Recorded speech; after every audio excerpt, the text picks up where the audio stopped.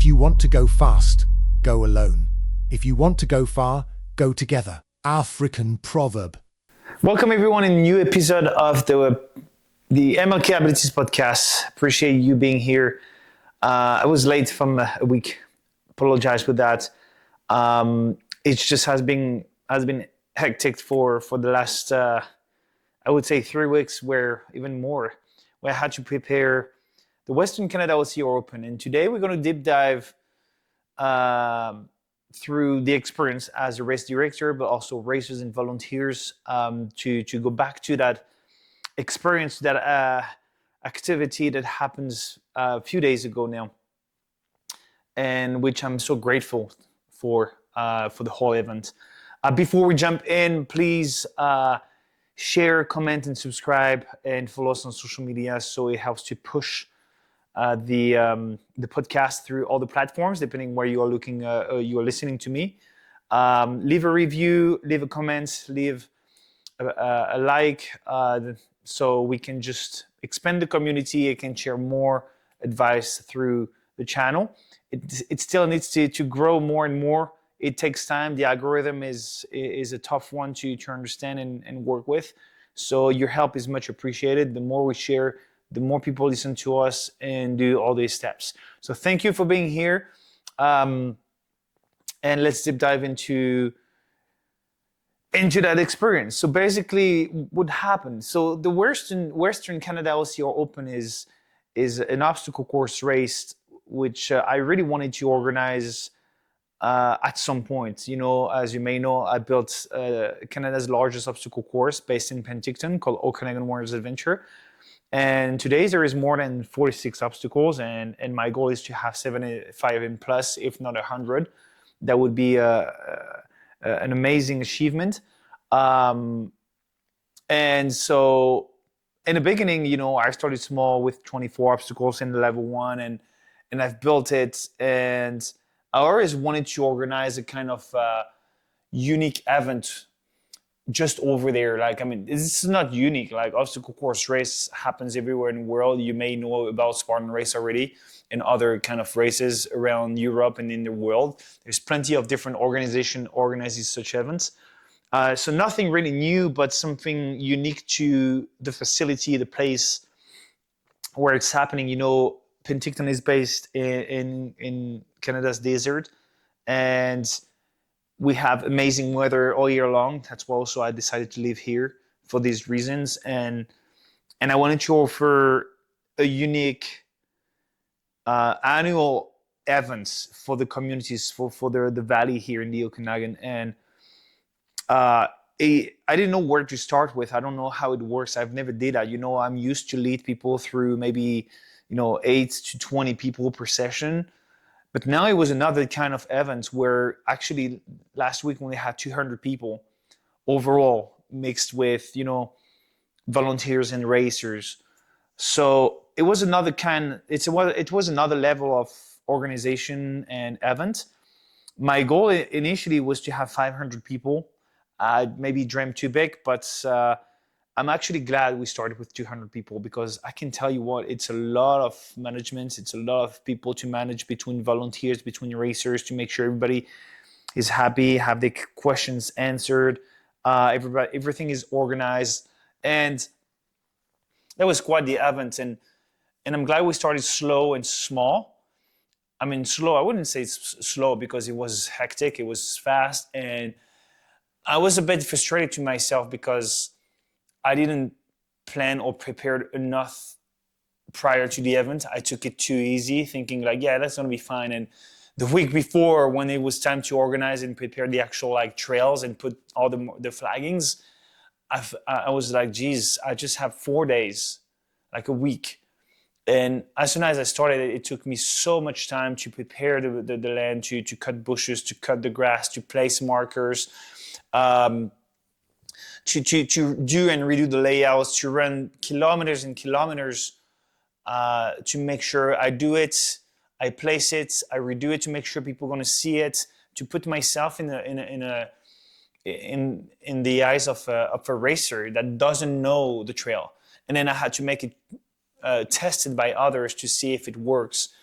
Overall, it works. I mean, we still had few people that get lost, but it was also a very kind of not new, but pretty old school way to do obstacle course race, where now like everything is, marked with corridors everywhere. Here you had to use a bit of your intuition and your knowledge navigating nature, understanding the different type of terrains, the slopes, the edges, the plateaus, and understanding you have to follow the trees and then following the creeks, and understanding that you have to read nature that is guiding you. We use nature as well as guidance to build corridors and so on. So it was a mix of everything. It was not just like, okay, I run and follow the lines. No, it was I run, I follow the lines, but I also read nature and read the environment to make it work in my advantage to follow the right track.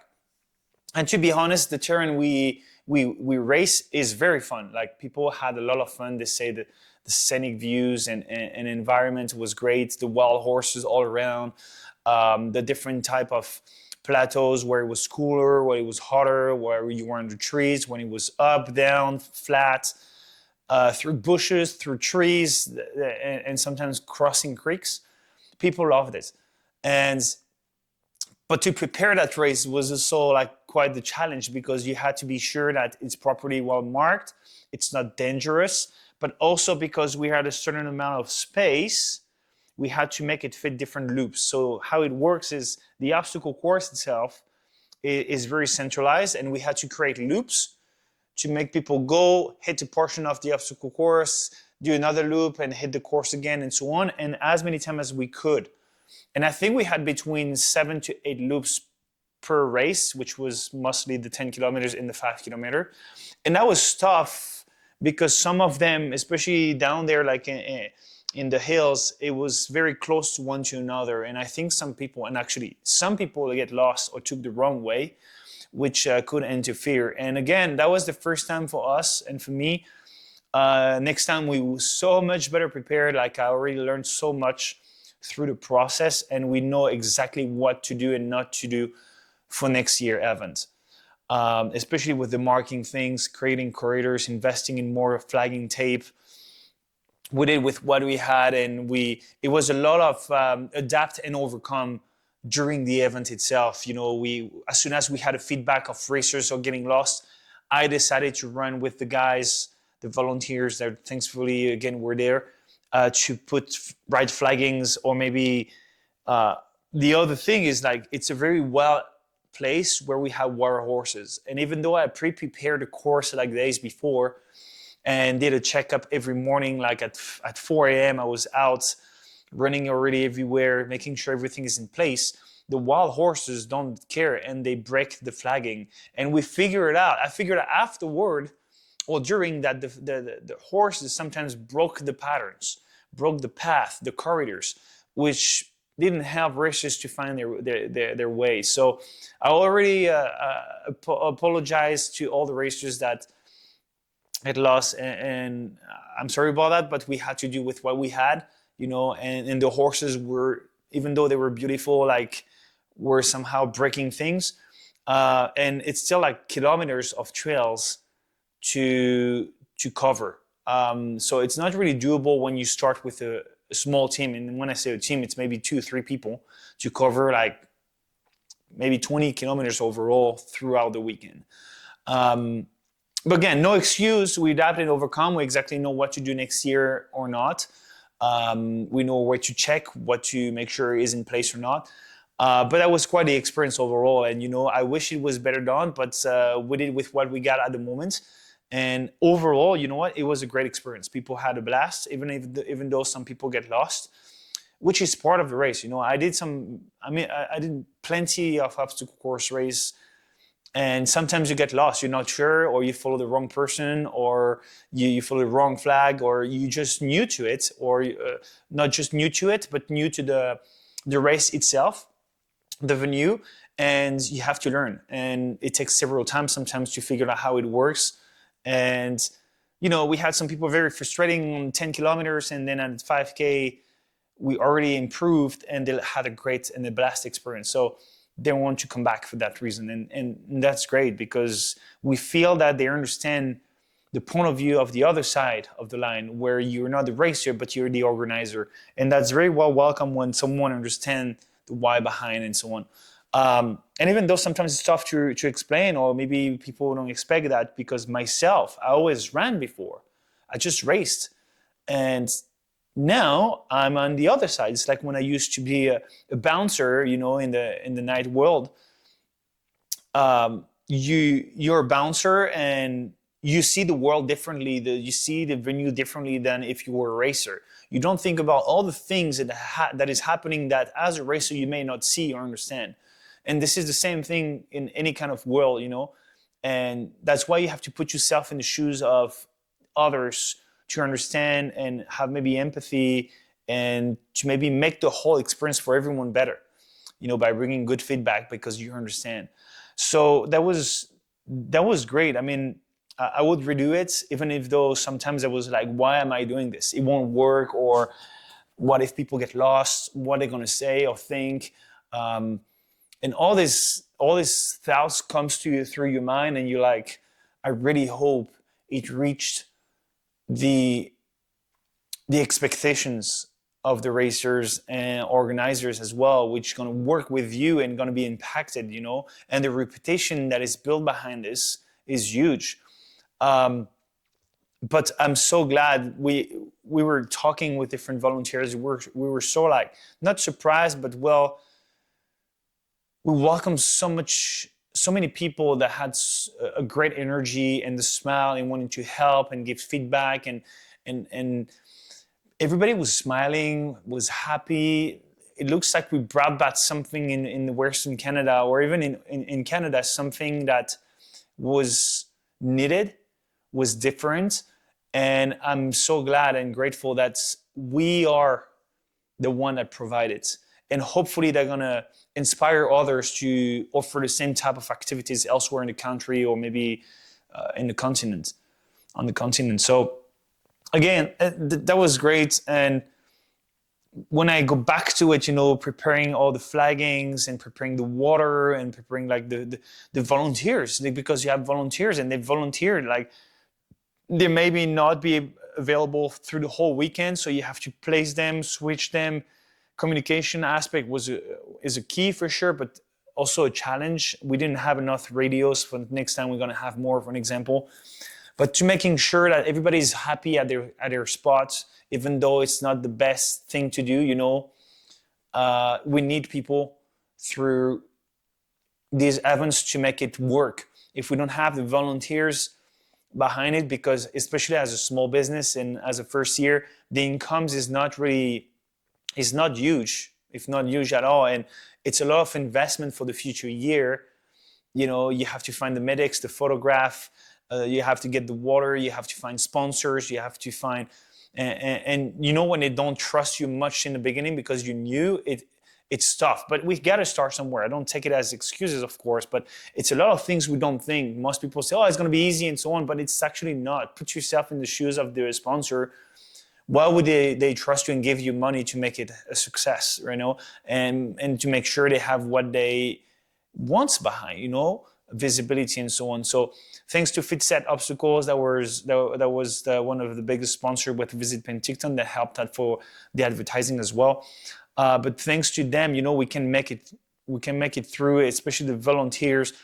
It was hot, it was intense. We had to run everywhere around, but everybody did the job, no complaint, smile all the time, and we're so happy to be part of something bigger than just an event. It was something more called a community that decided to meet in the Okanagan here and trusting the process. So thanks again to all the volunteers, by the way, all the sponsors and all the racers that made it through. And even the racers, having their feedback, seeing the smile, and we were able to accommodate everyone, and we just hope to have a bigger event for sure, which is actually the case. We have so many people saying like, we come back next year with more people for sure, make it like an annual event. We want to come back. We also had that great barbecue, thanks to Dylan from Beyond Hot, that was present and organized that barbecue. he's a veteran, and we wanted to create something more than just race. We wanted something where we can, meet and be all together and eat good food from a local sponsor and a veteran. Creating something where we just create connections more than just an experience. It's a connection, a community that are looking for seeing each other next year and to connect and maybe to create teams for future events as well, because you can do it as an individual for competition or as a team, simply for fun. But that was great. I mean, and the other side as well, as a race director, I didn't expect so much pressure and work. I mean, yes, but not at that point. There is what you expect and what you actually have to do. And I tell you what, I may have run I don't know how many kilometers I've run last weekend, but I'm sure I reached around 80 to 100 kilometers for the whole week between setting up the trails, doing it again and again, and then running right and left. Even though I had a side-by-side sometimes, I had to run most of the time. Then I had to switch between preparing the 10K to switch it to the 5K because we had a certain amount of equipment, by the way, thanks to Hoodoo's Adventure, that provided so many signage that makes a huge difference. I don't know how we would do it without them. But thanks to Lindy for your help in this case with all the signage. That made a huge difference, especially in some very tricky areas where it was tough to actually put some flagging around.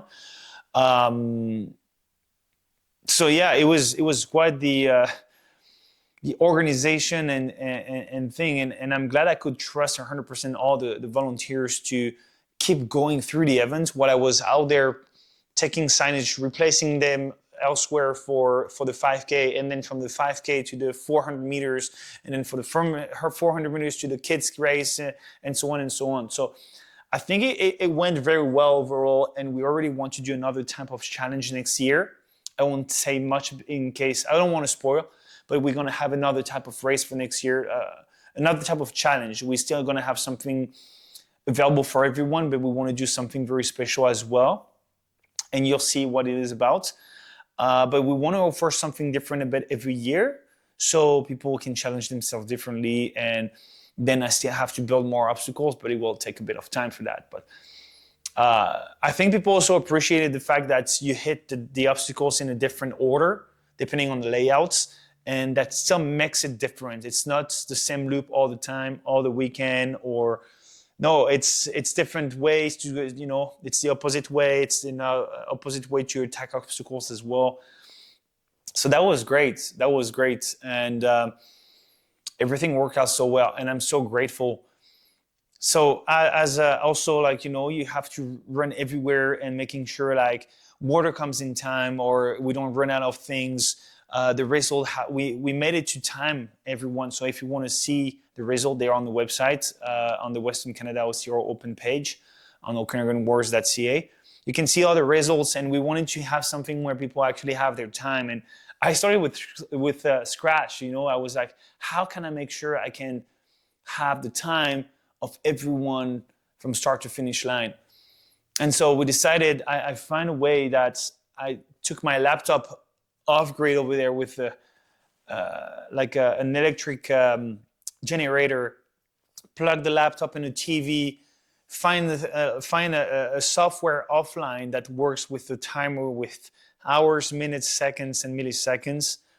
And so the finish line crew did an amazing job by welcoming the people, clicking every time someone crossed the finish line, so we have the actual official time depending on what time they started, and we can calculate it, give the medals, give some electrolytes and water, and after that we could do the ranking and having times for everyone. We hope to do better next year, of course, something maybe easier to set up. We'll see how it goes, but I thought about the kind of electronic chips, but it costs maybe 10 grand for a whole setup. So it's a bit too much in the beginning. We have to start somewhere.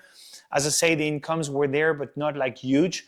But I'm glad because it was a lot of investment and learning to know how to do better, how to invest better, and what we need for a better venue and so on. So next year we're going to have better finish and starting line. We're going to have a better system to actually track people if they want to be timed. And the more it grows, the more we're going to be able to do different type of categories. So now it was like men and women and adults and kids. But in the future, we'd like to do categories with different ages. So I don't know, 20 to 25, 25 to 30, and so on and so on. So we will see how it goes, but it can only grow unless we have something happening. But thankfully, we didn't have any smoke or fire here in the Okanagan.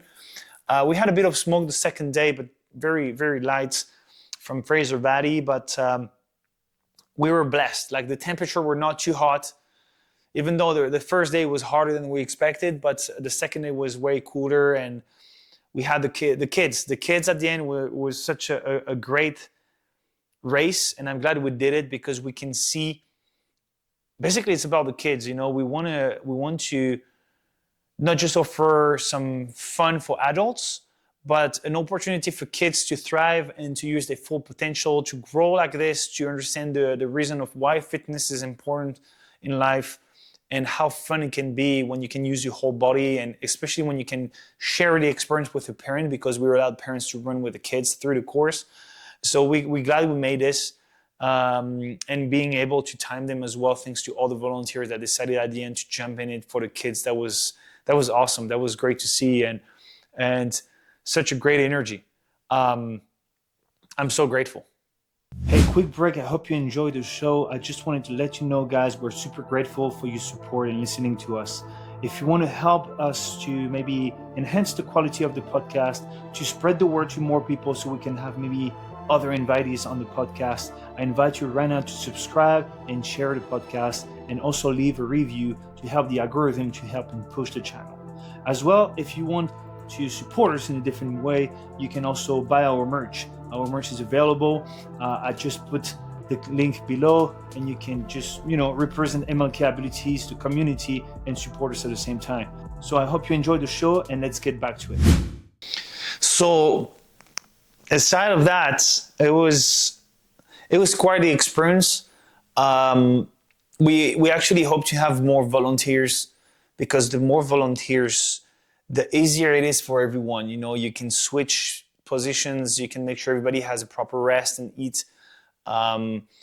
We understood a lot of things happened last minute. We lost as well a medic. The medic, we lost it due to some issues with pricings, and we had to find volunteers. It was quite hectic to find medic, but thankfully we found a medic for the ski patrol. He decided to jump in and wants to come back. He loved the experience and the people, and that's what makes it beautiful. The people want to come back because of the community they found, and that's the goal. That was exactly what I wanted and the vision I had, and people understand right away. Because yes, the obstacle course component is great, but this is not just about that. It's about the whole community and connections you make over there, and going through the obstacle course as well. I mean, I met so amazing athletes as well that are part of Team Canada. They traveled from, Toronto. We had some people from the US. We had people from Alberta, from Vancouver Island. And we hope that it grows so big that we have athletes from everywhere in the world. But for first year, you know what? I don't complain. I'm so grateful. It works out so well. And I know exactly what to do. We also know that now people have such a great experience that we can expect more people. And then it was also the first year. So next year we will have more sponsors, and to be able to build something stronger, more structured, and to make sure that people build lasting memories over there, while also experiencing something different every year. But overall, you know what? I'll do it again, even if sometimes, as I say, I was like wondering, what am I doing? Like, I was going to run out of time. I don't have a medic, but you know what? I decided to trust life and to make it happen. Whatever happened, we're going to adapt and overcome. You know my mindset now. When you're not sure, or if the shit is the fan, you have to adapt and overcome, and still go through the challenges. And it's not just saying it to people. I used to say like stronger together, like not stronger together, because this is a fact, but alone you go faster, but together you go further. And I had to live that instead of just saying it. And that was good to be part of it again, to live it myself, to remind me how important it is to work together. But also that even if it's hard sometimes, I like to tell people that the obstacle course is basically the path of life. You have the starting line, you have the finish line, and each obstacle is a representation of a challenge or an issue or maybe an adventure in your life. Some are easy to go and they're fun, and some are like hard and not really fun to go over and go through. You still have to commit and go through it. And sometimes you need help, and you have to ask for help to overcome the obstacle. Or you need someone on the sideline cheering for you and believing in you. You just need one person in life to believe in what you want to do, and you can accomplish anything.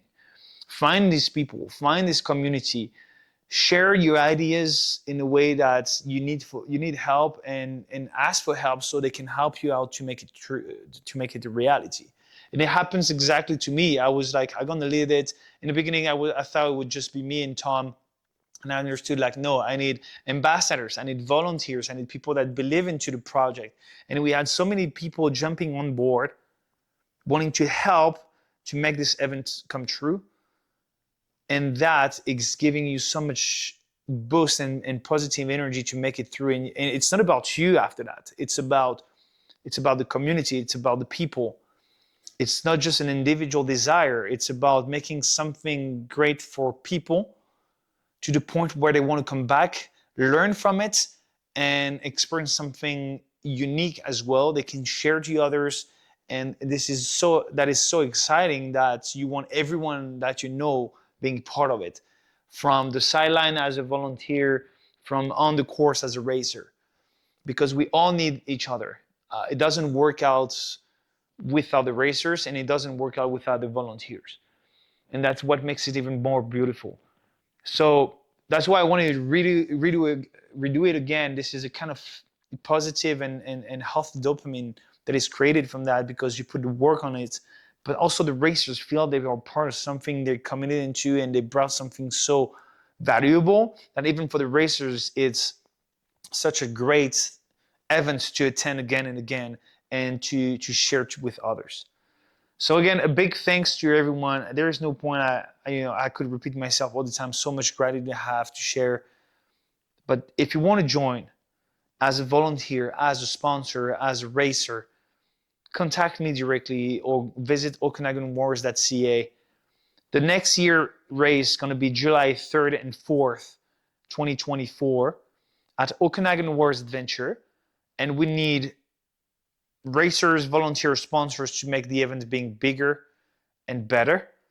And if you want to be in, like, lock these dates, get ready for that. Actually, in the next episode, I'm going to tell you how to get ready for an obstacle course race, so you can see it now or in the future, depending when is your next race. But let me know, and we can incorporate you in the team. The more we grow, the more perks we have, the more good thing we can give back as well. And at some point, the goal is to be so big that we can maybe organize something else, something similar but in a different place, or more different challenge. Because as soon as you can switch and transition all the setups between the races, the more people we have, the more we can do it right away and very fast and quickly, the more challenges we can do. Another race I'd like to organize, and tell me if you organize, if you're interested in the comment, or contact me directly. But during a race for first responders, from military, police, search and rescue, paramedics, firefighters, all the first responders, I'm thinking to do a more tactical type of events, to do something more tactical and tailored for first responders, where we have individual challenges, partners challenges, and team challenges. So the goal is to do that. So if you want to join, we open the registration December 2026 or January 2027 for next year. And We want you to be back. We want you to come for the first time either, and to see by your eyes and yourself how such a beautiful event and community we are building all together. I like to share all my gratitude to all the volunteers, all the supporters, the people that believe into us from distance to in person, to all the racers that made it through, that made the event such a great event, and having your feedback is great. Simply thank you for everything. Thank you for listening to me as well through MLK Abilities podcasts. Follow us on social media. If you want to support, buy some merch as well online. The link is in the bio. Share, subscribe, like, comment. All these little actions make it great and is helping a lot the channel to grow and to reach out more people. So let's fight the algorithm all together. Let's make him comply with us, and so we can create a bigger community. Thank you very much from the bottom of my heart, and see you in the next episode. Take care. In the next episode. And they made it. Most people made it at the spear throw, monkey bars, crawling. They crawl way faster because there is a technique.